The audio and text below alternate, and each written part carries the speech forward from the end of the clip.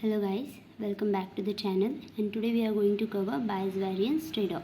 So first of all, what is bias? Okay, the error that arises when a model makes strong assumptions about the data leading to inaccurate predictions on new data. मतलब वो error जो model assumption इतने strong कर लेता है कि data को वो इनएक्यूरेट प्रेडिक्शंस के लिए लीड कर देता है. और वेरिएंस क्या होता है कि the error caused by model sensitivity to small changes in the training data. मतलब अगर मॉडल इतना सेंसिटिव है कि ज़रा सा भी चेंज किया तो पूरा मतलब वो बहुत ही मतलब चेंजेस कर डाल देता है और उसके वजह से वो वेरिएंस हो जाता है. सो बेसिकली बायस वेरिएंस ट्रेड ऑफ क्या होता है? तो the balance between bias and variance that helps improve models performance. मतलब ऐसा बैलेंस है बायस और वेरिएंस के बीच में जो अपने को मॉडल का परफॉर्मेंस इम्प्रूव करने में हेल्प कर देता है.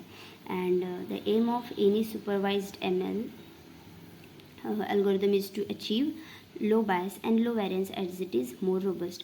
मतलब एनी सुपरवाइज्ड एमएल जो भी एल्गोरिदम है उनका गोल यही रहता है कि उसका एप्लीकेशन का बायस एंड वेरिएंस बहुत लो रहे ताकि वो मॉडल रोबस्ट रहे.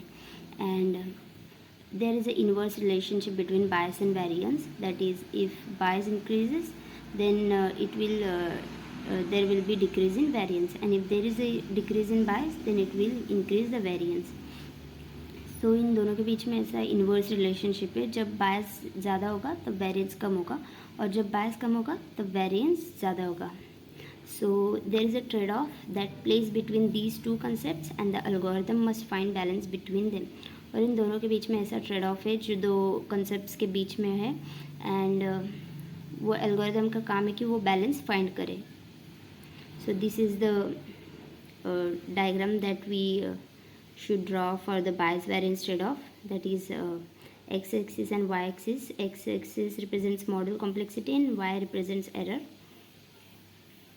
And this is the diagram for low bias, high bias, and low variance, high variance, how the data is placed on the graphs. That was it. Thank you for watching till here.